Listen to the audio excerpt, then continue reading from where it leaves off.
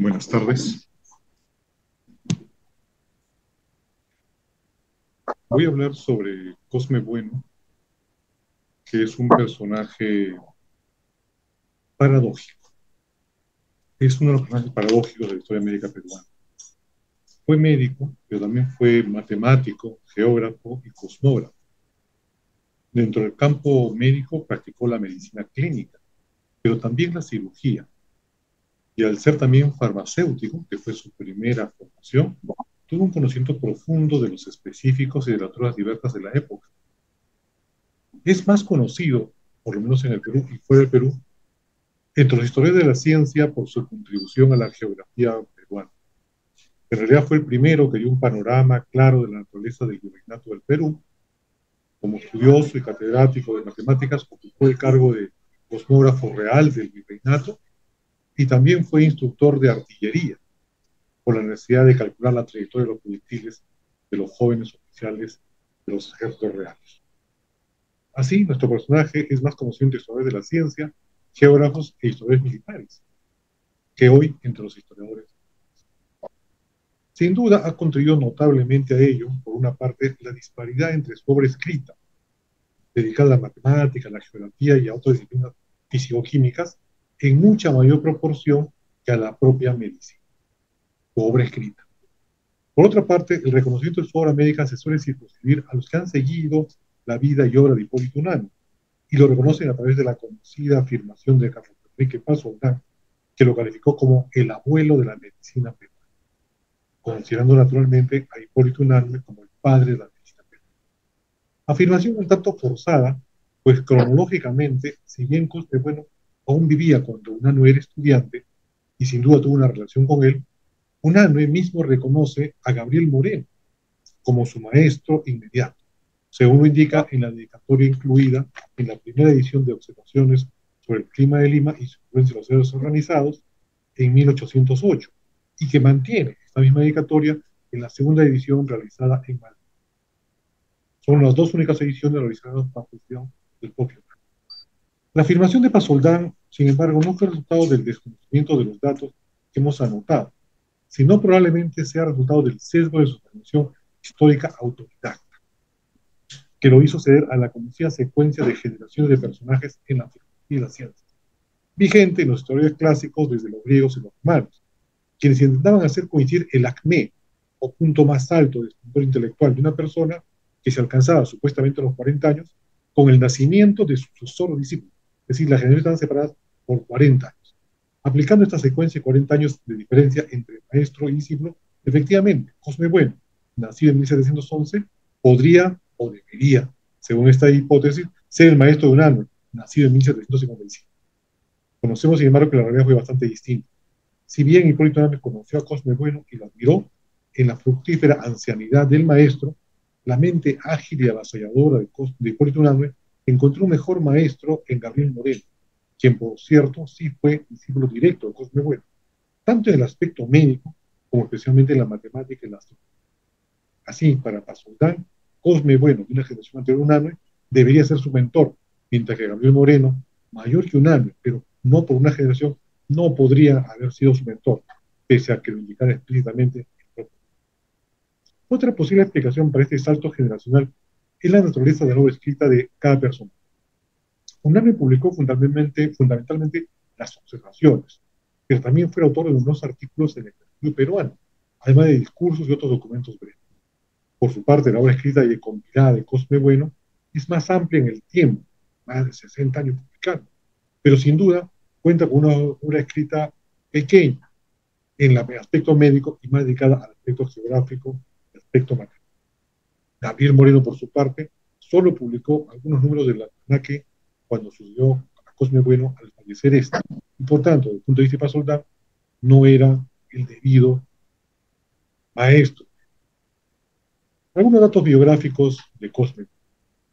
La biografía de Cosme Bueno tiene como base el elogio que le hizo Gabriel Moreno en su fallecimiento. Pero un reciente libro que analiza su descripción de la región de Paraguay, uno de las descripciones que hizo a lo largo de 60 años, y del Chaco, brinda algunas luces adicionales, habiendo recogido tradiciones peninsulares directamente sobre todo de su primer periodo, el de su infancia, antes de que llegara. Nació nuestro personaje en 1711 en Belver, un pueblo de Aragón, hoy denominado Belver de Cisca, que pertenece a la provincia de Huesca, en la región autónoma de Aragón, en España. Y pueblo que en la actualidad, debido al fenómeno denominado España vacía, no tiene más de 1.300 habitantes. Sin embargo, aún se recuerda en Belver a Cosme Bueno como uno de sus escasos personajes notables. Moreno, el biógrafo, tiende un manto de oscuridad sobre sus primeros años e inicia su biografía en 1730, cuando llega al Perú con 18 años. Pero la tradición local de Aragón brinda mayores datos, como que en su origen era de una familia de criados al servicio de un noble de la región. Pero recibió ayuda del presbítero Fox, uno de estos miembros de la familia, huyendo hacia América desde el puerto de Cádiz. También indica que no solamente le ayudó a huir, sino que le dio dinero para poder realizar sus estudios luego en América. No hay datos específicos de por qué huía a tan temprana edad de su pueblo natal. Parece ser que alguna mención y una excesiva susceptibilidad del Santo Oficio hizo que pusiera distancia antes de ser perseguido. No hay dato ni mención alguna de nuestro personaje en este periodo de 1730 y 1750, cuando ya llega al Perú. En esos 20 años se desconoce cuál fue la fuente de sus ingresos, con quiénes vivió y también la naturaleza de sus estudios. Aparentemente, pero sin documentación que lo sustente, estudió primero farmacia y luego medicina en la Universidad de San Marcos. Esta etapa de estudio coincide con el arribo de varios científicos ilustrados franceses, tanto en la expedición de la Condamine, que luego trataremos, como la de otros viajeros, que eran resultado de la apertura iniciada por el régimen borbónico. La primera noticia que se tiene de él en su biografía es que obtuvo el doctorado en 1750, a los 39 años, y 20 años después de que llegara a Lima. Nuevamente, este dato es intrigante, pues no hay noticia que expliquen tan largo periodo de estudios. Es probable que las mismas causas que lo alejaron de España también concurrieran para que no pudiera obtener formalmente un grado y también un cargo, y que en 1750 logró destrabar sus limitaciones de algún tipo y no solamente se graduó por fin de doctor, sino que también obtuvo la cátedra de método de curar en la Universidad de San Marcos, en el mismo año.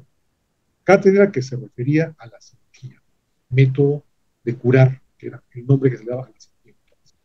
Ese mismo año, extraordinario para Cosme Bueno, también obtiene el cargo de médico de presos del Santo Oficio, que conservará toda su vida, iniciando una larga relación con la Inquisición, poco conocida, pero la Inquisición tenía un médico que debía confirmar que ante las torturas que se le infligían al preso, todavía podía continuar. Como mencionamos, el intervalo vital de Cosme Bueno, del cual tenemos noticias en Consejo Universitario, con el arribo a nuestras costas de la expedición de la Condamine, de la Academia Francesa de Ciencias, que buscaba medir un grado del arco del meridiano en el Ecuador, mientras que otra expedición hacía lo propio en Laponia, cerca del Polo Norte, y así definir si la Tierra, que ya se sabía que era esférica, era achatada en los polos o en el Ecuador. Si era más ancho en el Ecuador que en los polos, un grado del meridiano, la Tierra era achatada. Miembro del Comité de Educación Médica Continua. Tremenda disputa. Expositor de múltiples cursos y congresos, expositor de múltiples cursos y congresos de especialidad y autor de numerosos trabajos publicados. Expositor en múltiples cursos y congresos de la especialidad. Antonio Ulloa y de la Torre Girard han sido magníficamente descritos en el clásico libro de Antonio Lafuente, Los Caballeros del Punto Fijo, y tuvo como resultado, además de la comprensión de la forma de la Tierra, un trasvase de conocimientos matemáticos y científicos a una incipiente ciencia ilustrada en América. Entre los franceses estaban, además de ya citado Charles-Marie de la Condamine, el matemático Jean Godin de Sodoná, el geógrafo Pierre Bouguer, el botánico Joseph de Jussieu y el cirujano Jean Senier, quien fue asesinado trágicamente en Cuenca antes de llegar a Lima. Cuando la expedición, tras muchos inconvenientes, llega a Lima, se reúnen con los ilustrados locales, entre los cuales destaca en primer lugar don Pedro Peralta y Barnuevo, el doctor Océano, como Luis Alberto Sánchez en su biografía, por la vastedad de sus conocimientos. Peralta fue cosmógrafo mayor del reino de 1709 a 1743 y rector de San Marcos entre 1717 y 1719, por lo que sin duda fue uno de los interlocutores de los expedicionarios, pero todo parece indicar que también lo fue Cosme Bueno, aunque aún en esos años sin grado de cátedra. Su carrera profesional se llena de compromisos nuevos que se dio. Es nombrado médico del Hospital de Santa Ana en 1753. En 1758 obtiene la cátedra de matemáticas, dejando la cátedra de medicina que nunca más vuelve a ocupar, sucediendo a Pedro Peralta Ibarra, nada menos que al doctor Rosero. Con este cargo van adscritos algunos privilegios como el de publicar anualmente un almanaque que se conocía con el nombre de El Conocimiento de los Tiempos. En 1760 suma la designación de médico del Hospital San Bartolomé y en 1761 del Hospital San Pedro, varios de ellos ya fuera de sus locales. En esos hospitales desempeña una labor no solo médica, sino también educativa, pero no para los estudiantes de la cátedra de medicina, porque nunca más es catedrático de medicina, sino para un conjunto variado de cirujanos y barberos que acuden a él para aprender las bases de las técnicas quirúrgicas que luego aplicará. Cosme Bueno brinda conocimientos anatómicos y técnicas básicas quirúrgicas para un grupo diverso de cirujanos, pero mulatos, que darán luego lugar a esta etapa gloriosa de los cirujanos mulatos de final del siglo XVIII y comienzo del siglo XIX. Cierto es que en este periodo la cirugía era bastante despreciada por los criollos, que si en todo caso asumían el rol de médicos, no querían asumir el rol de cirujano. En este periodo es también que se va afirmando su fama de médico extraordinario, ante diagnósticos difíciles, ya para cuando siempre es llamado, dando su opinión que es casi siempre definitiva y certera. La publicación anual del Conocimiento de los Tiempos, con las características que el imprimió, comienza en 1760. Lo continúa publicando hasta 1792, superponiéndose en parte con los que ya publica Hipólito Unanue. La publicación de almanaques anuales era una prerrogativa del cosmógrafo general. Se publicaba en Lima y las rentas que generaba su venta eran parte del salario del cosmógrafo. En esa época, gran parte de los salarios de los funcionarios del Estado no se recibían directamente del Estado, sino lo conseguían a través de este tipo de prebendas o negocios se les permitía. Bajo su dirección, los almanaques se convirtieron en guías cabales para los lectores, que no solo los orientaban en las efemérides e inicios de estaciones, eclipses y otros fenómenos atmosféricos, sino también de datos útiles como los días y fechas de los correos que partían a distintas regiones del país. Había un correo que partía cierto día de la semana a Arequipa, otro a Pasco, otro a Trujillo y otro a Cusco. No había más. También estaban listados los personajes destacados del reino, las fiestas de Borrar y otras. Esta innovación que pone Cosme Bueno hace que el almanaque, que siempre se compraba, pero básicamente por aquellos que necesitaban saber las fechas, fuera también comprado por gran público. Le dio una cierta renta de la cual él supo. A estas características del almanaque, en otros tiempos, le añade posteriormente anexo referido a descripciones exhaustivas de las distintas regiones y circunscripciones que abarcaba el virreinato. No son noticias de primera mano. No hay evidencia que Cosme Bueno haya viajado nunca, ni tomado directamente los datos de las distintas regiones, pero sí le corresponde el mérito de haber estructurado una especie de cuestionario con el cual obtener los datos necesarios y solicitado a los distintos gobernadores que los cumplimentaran y enviaran. Podemos señalar, sin embargo, la labor de edición, ya que si algo es evidente es que el conjunto, que luego se publicaría bajo el nombre de Geografía del Perú, que es la primera geografía que existe del virreinato, tiene una clara homogeneidad. La edición la incluye paulatinamente en el San Marcos. Es probable que en su larga trayectoria el doctor Cosme Bueno haya sido revelado en más de una ocasión, pero no han sobrevivido estas imágenes, y solo contamos con alguna cuya autenticidad no ha sido verificada. De lo que sí contamos es con la descripción de su discípulo Gabriel Moreno, quien lo menciona como de mediana estatura, nariz corva y con textura delgada. Feble, lo denomina, es decir, débil, pero que con su rutina diaria de 16 horas de trabajo había fortalecido. Cotidianamente realizaba a primera hora observaciones astronómicas y meteorológicas. Revisaba y daba atención a los pacientes de los hospitales mayores de Lima, de los cuales era médico, al tiempo que también aprovechaba para dar las lecciones anatómicas y quirúrgicas a sus discípulos cirujanos. Luego atendía a su numerosa clientela para lo que a la usanza de la época se trasladaba a los bolsillos. Destaca Moreno algo que es realmente destacado. Estuvo rodeado de innumerables enfermos de todas las casas, lo cual es una peculiaridad destacable para él. Médicos en general no atendían, salvo a criollos y españoles. mestizos, los mulatos, que eran más del 50% de la población de Lima, no tenían ninguna atención de medicina occidental, y eran atendidos exclusivamente por herbolarios, chamanes. También destaca la particularidad que ejercía en su arte, prescribiendo enérgicos remedios con maestría, padeciendo también, según Moreno, la timidez con la que se aplicaba en Lima agentes terapéuticos de la época, como el opio, la cascarilla o quina, el antimonio, la cicuta, el bálsamo de acero y el perro. Esta atribución de que los médicos de Lima eran muy tímidos al recetar, no solamente la menciona Gabriel Moreno, sino que era algo que se le atribuye por todos los médicos que venían de fuera del país y que decían que aquí no había grandes curaciones porque los médicos eran muy tímidos. Tuvo fama de diagnosticador infalible, especialmente cuando la muerte se acercaba al paciente, por lo que algunos rehuían llamarlo, por temor a ese pronóstico casi siempre. Una anécdota describe su habilidad.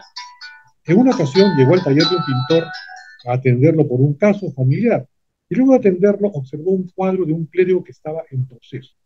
Preguntó quién era el modelo y le indicaron que era Fray José Luis de Lila, obispo de Huamanga, a punto de partir hacia su obispado. Cosme Bueno indicó que se apurara porque moriría al poco que llegara a su diócesis de hidropesía, como efectivamente sucedió.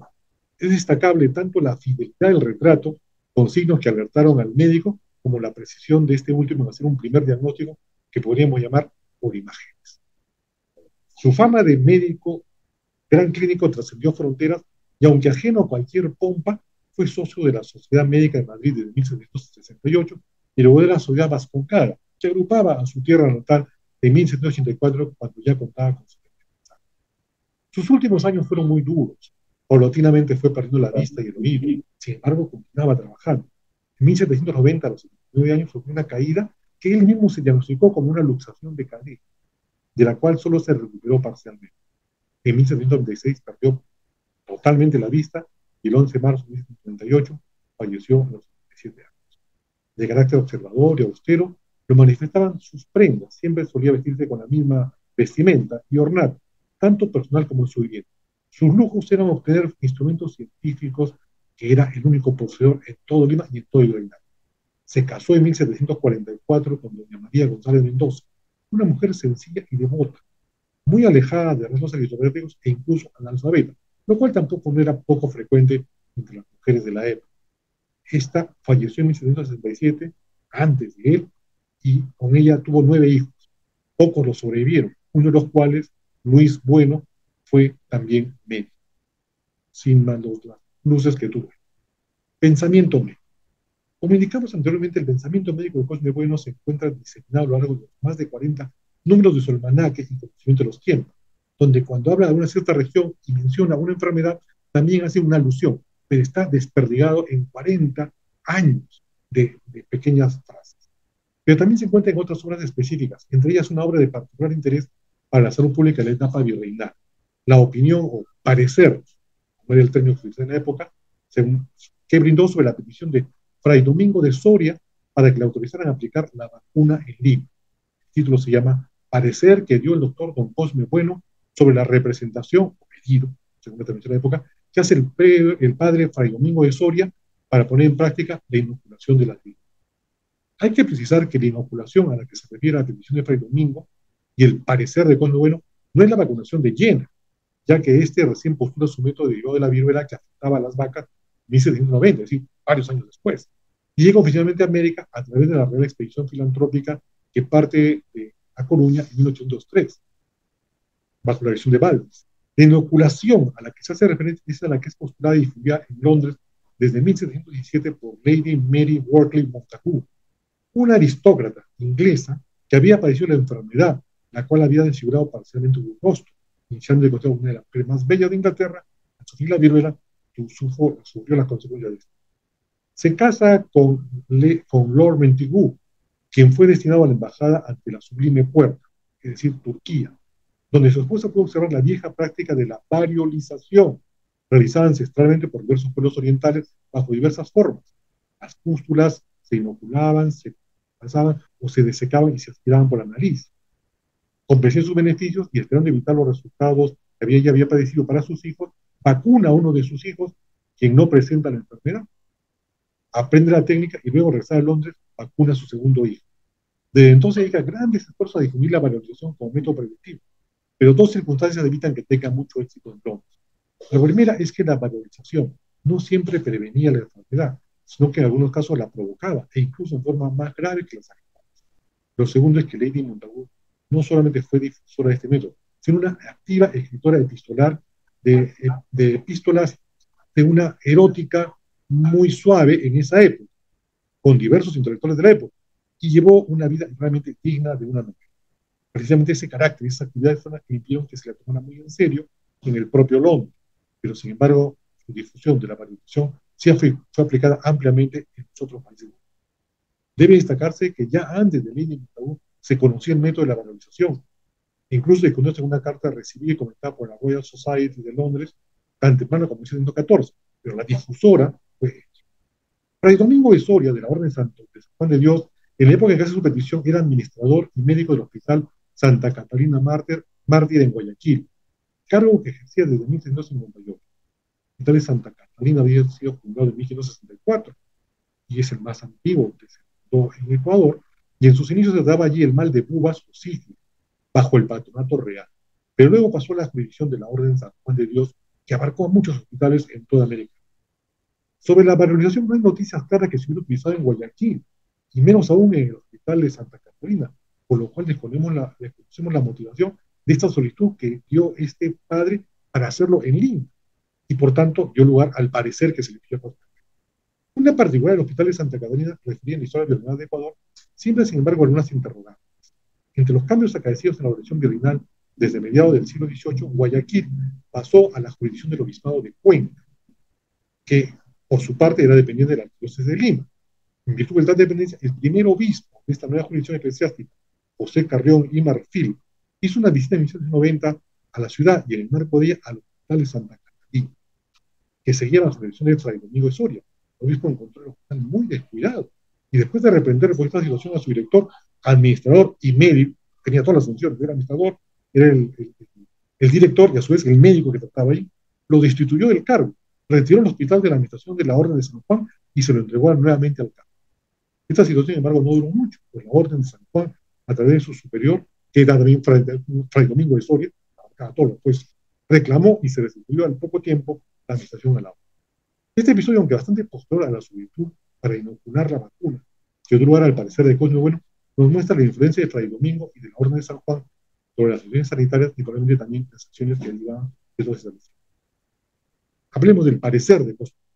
El título completo de este trabajo del doctor Cosme Bueno es Parecer que el doctor don Cosme Bueno sobre la representación que hace el padre Fray Domingo de Soria para poner en práctica la inoculación de la viruela, y está fechado en 1770. Cosme Bueno tenía claro en qué consistía la inoculación de la viruela, como nos dice. No consiste en otra cosa que en aplicar a un cuerpo sano la materia variolosa tomada de otro, que las tenga benignas, bajo las precauciones y reglas con que hoy se practica en las naciones más sabias y cultas de la Europa. Él conocía ampliamente la bibliografía. ¿Y la bibliografía de dónde la había obtenido? Bibliografía inglesa, francesa, italiana y de otros países. Probablemente le fue dejada por los expedicionarios de la Condamine, sobre todo la parte que correspondía al médico trágicamente asesinado justamente en Cuenca. Y esos documentos él los acumuló y con eso fue el primer introductor de esta ciencia y medicina moderna en el virreinato del Perú. Inicia su parecer con una larga introducción histórica en que nota su erudición. Hace clara mención que antes del siglo VIII no se conocía la viruela en Europa y que a partir de ese momento, por el contacto con los musulmanes que invaden la península ibérica y presionan además en varias regiones del Mediterráneo, la enfermedad se difunde por todo el continente. Sobre el surgimiento de la viruela en América es tajante. La trajeron los españoles y la recibieron a cambio ellos en Gálico, es decir, así. O sea, él habla de una especie de intercambio. Traen la viruela, pero solo les damos la sífilis. Sin embargo, señala que era esperable que una enfermedad, según vaya convirtiéndose en endémica, disminuya su agresividad, como observa que ha ocurrido con la sífilis y con la lepra, que casi ya había desaparecido en su época acá en el Perú, pero nada semejante había ocurrido con la viruela. Sobre el primer caso de viruela, le corresponde a Cosme Bueno el haber señalado esa frase que se repite muchas veces, que el esclavo de Pánfilo de Narváez fue el carbón encendido que trajo la viruela y consiguió el Imperio de México y luego lo continuó en Perú. Finalmente describe la alta mortalidad tanto en América como en Europa, y esto es un antecesor casi 150 años de Cook, que habla de la despoblación de América debido a las epidemias. Y dice que ante la epidemia solamente vale seguir lo que decía Gracián, el poeta latino, que había que usar las 3 L. Huir lejos, luego, o sea, rápido, y por largo tiempo. Luego de escribir la técnica de la valorización y la difusión que hizo de ella Leigh Montagu, pasa a escribir algunos específicos para tratar las fiebres en general. Y aquí tenemos un atisbo de su sapiencia farmacológica. En primer lugar habla de la quina, y es aquí donde, como argumento de que contraviene a los grandes maestros de la medicina, sostiene la gran utilidad de la quina y el rechazo que tiene por razones espurias. Por ejemplo, el que se le llamaba el polvo de los padres en el mundo inglés, y por tanto, al ser algo que venía de los católicos, ya era rechazado por esa simple razón. Discute a continuación las diversas teorías desde los árabes a otros médicos latinos sobre el origen de la viruela, y tiene una muestra de su pensamiento. Las teorías atribuían este desorden dentro del esquema humoral a la permanencia de la sangre menstrual, que acogería el feto desde el vientre materno y no lo eliminaría, produciendo, por tanto, la enfermedad más adelante, sobre todo en los niños. Describe las diversas variantes de esta explicación y las rebate todas con el argumento lógico que de ser ese el origen, la viruela debería haberse distribuido uniformemente en todos los pueblos y en todas las épocas, no que surge en un pueblo y luego se traslada. Descarta luego otra teoría, la que la viruela es consecuencia de una destemplanza del aire, típicamente teoría humoral. Dice que si fuera así, ¿cómo se explicaría que antes del siglo VIII no hubiera ese efecto de aire en Europa y que luego permanece sin que tenga otro? Continúa luego con los estudios astrológicos, y a pesar de él ser un cosmólogo y un astrónomo, se diferencia claramente de los astrólogos, y atribuye a esto que dice, los astrólogos tienen siempre un gran depósito de pestes y epidemias en los cielos, las que han atribuyéndolas siempre al influjo de las estrellas. Desecha las explicaciones, hace finalmente una referencia a la teoría del padre Kish, de comienzo del siglo XVIII, que como precursor de la teoría infecciosa atribuye a las enfermedades que se contagian o parecen hacerlo a una perminación, o aparición de minúsculos seres, gusanitos, verminación, y que transmiten la enfermedad. Cosme Bueno se inclina por esta propuesta e indica que hay evidencia microscópica, ¿no? Por cierto, vista por él, porque no llegó a tener un microscopio, sino recibida de Italia, básicamente. Y además la vincula con las epidemias que ha podido observar en Popayán. Concluye finalmente Dr. Cosme Bueno que la ciudad de Fray Domingo es favorable y se debe permitir la inoculación o variolación. Este parece, sin embargo, no tuvo efectos prácticos. Desconocemos las razones por las que Fray Domingo no realiza su propuesta para la variolación en vida. Debemos esperar a la expedición filantrópica para que se inicie la vacunación. El aire y la sangre. En su serie anual de conocimiento de los tiempos, uno insertaba además de los propios cosmólogos unos anexos, porque como hemos dicho, en su mayoría corresponden a unas guías de forasteros. Sin embargo, unos años incluso. El primero de ellos es una disertación sobre el arte de la incluyó en su conocimiento del almanaque de 1933, y que siendo muy interesante no corresponde que no se ocasión.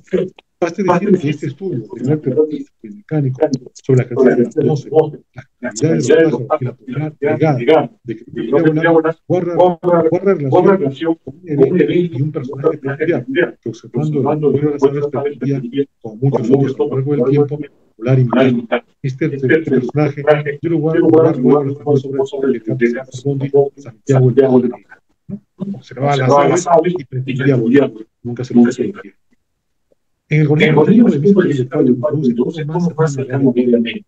Disertación sobre los ojos de en el que discute un viejo tema, el origen de los ojos y la relación que tienen estos con el peligro. Un poco mucho esto, pero en el ámbito de que es una disertación experimental sobre esa idea, del cual siempre este es un breve beneficioso casi al final de su vida, pues entonces estaba ya con 20 años, estaba ciego, y al ser también sordo, las bases de descripción anatómica, aunque por hablar de los no incluye la parte psicológica que es hecha de extrañar, porque nos hubiera permitido vislumbrar el interior de su práctica médica que tanto gusto tenía. Pese a eso, este pequeño tratado es muy rico, no solamente con una disertación físico-química del aire atmosférico, sino de su composición e influencia en los humanos. Por sus características, de alguna manera anticipa que las partículas del aire pueden influir en las condiciones de la salud y la enfermedad, y al variar el aire de región en región, también anticipa de algún modo la tesis de un año sobre la topográfica, la cual nos dice que las causas de la enfermedad, las formas de presentación, incluso de la terapéutica, son dependientes del clima de la región que depende de la enfermedad. Esta tesis, que se considera totalmente innovadora por un año en 1808, ya la habíamos anticipada por Cosme Bueno en 1796. Es de particular significancia su desarrollo en la anatomía y fisiología del sistema cardiovascular. Entre el cuerpo médico del Perú se conocía sin duda la obra de Harvey, luego de la publicación en 1723 de la obra de Bottoni, de un libro pequeñito, publicado en Lima, Evidencia de la circulación de la sangre. Bottoni, que era un médico italiano, había difundido la historia de Harvey en su país, y luego viaja al viento del Perú cuando llega un virrey de origen italiano. Pero no había, desde esa época no se publicó, sin embargo, una obra que actualizara y vinculara los principios de la circulación de la sangre, que son muy simples en Harvey y también, por supuesto, en Bottoni, con los nuevos descubrimientos de la medicina. Cosme Bueno, en el apartado 33, alocución, señala que todo ser vivo pulmonado, y como refiere también los que no tienen pulmones, incluso las plantas, sufren de sofocación cuando permanecen en un ambiente cerrado por un tiempo prolongado. Describe el aparente asombro que esto causa, pues según los métodos de la época, el aire no sufría cambio alguno, pero usando una perspectiva cuantitativa describe que la cantidad de aire que se inspira en cada inspiración, que él cifra en 40 pulgadas cúbicas, repetido a lo largo del tiempo, es natural que produzca un sofoco, pues según piensa él, el aire luego de inspirado se inhabilita. No entra en detalle, pero es sin duda una genial anticipación del rol del oxígeno atmosférico en la respiración animal. El oxígeno había sido descubierto, por cierto, pero solamente como elemento químico por Priestley y 1740. Define Cosme Bueno 3 beneficios que recibe del aire todo animal que respira. El primero es perpetuar el círculo de los humores con la alternada presión que hacen los vasos pulmonares con su elasticidad y con su peso. Es decir, que los humores, que en la teoría humoral clásica, que todavía estaba vigente en la época, son cosas estáticas, él considera que están en movimiento. Es un anticipo también bastante novedoso. Se percibe claramente que la teoría humoral, pero de unos humores mucho más físicos que los de la antigüedad, están presentes en la fisiología de Cosme Bueno.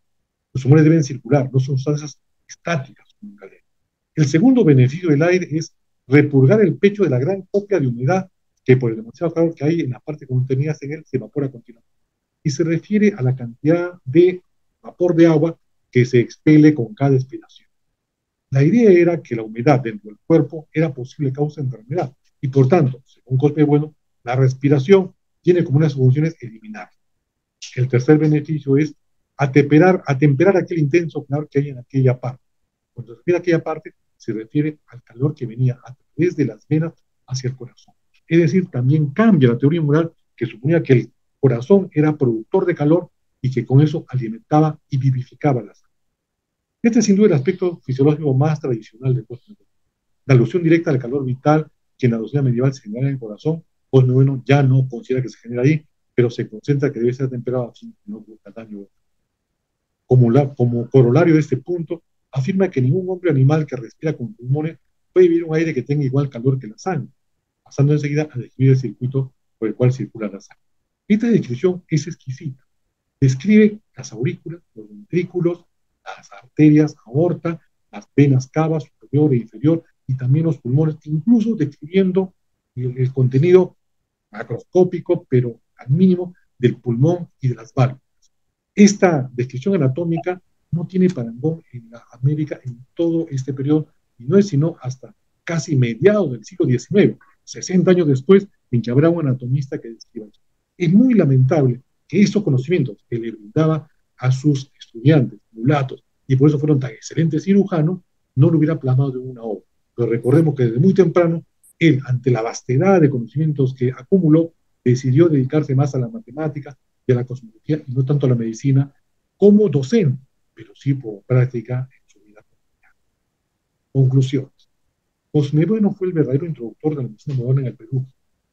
Lo he estudiado durante 30 años a UNAM. Sin embargo, al estudiar profundamente a Cosme Bueno, me doy cuenta que el verdadero introductor fue él. Segundo, se constituyó en lo que en la moderna historiografía denomina un paseo. Es decir, una persona que vincula un conocimiento de una comunidad científica con otra comunidad científica. Término que se ha acuñado en el siglo XX o en el siglo XXI, pero que se aplica perfectamente. Él recibió el conocimiento de estos científicos de la Academia Francesa, que no eran cualquier científico, eran los más destacados de su época. Y, sin embargo, logró trasladarlos, no a la docencia, sino los trasladó hacia el conocimiento práctico y el ejercicio práctico de la medicina. Tercero, anticipó la reunión de la medicina de cirugía que construyó UNAM en 1992 en el Anfiteatro Anatómico, donde había médicos cirujanos para que alternen dando estas conferencias clínicas. Pero él ya, desde su práctica real, llevando a estos cirujanos mulatos a que aprendan y atiendan en los hospitales mayores, ya había anticipado esto, pero claro, sin un carácter fundacional. Finalmente, su influencia en UNANUE es un tema de discusión. UNANUE lo aprecia notablemente. Cuando muere Cosme Bueno, UNANUE hace una relación de los libros de la biblioteca de Cosme Bueno, que lamentablemente se ha perdido, pero esa dedicación lo hace probablemente influenciado por Gabriel Moreno, que sí ha estado directamente vinculado durante muchos años con Cosme Bueno y le dice a UNANUE lo importante que es la obra. Muchas gracias.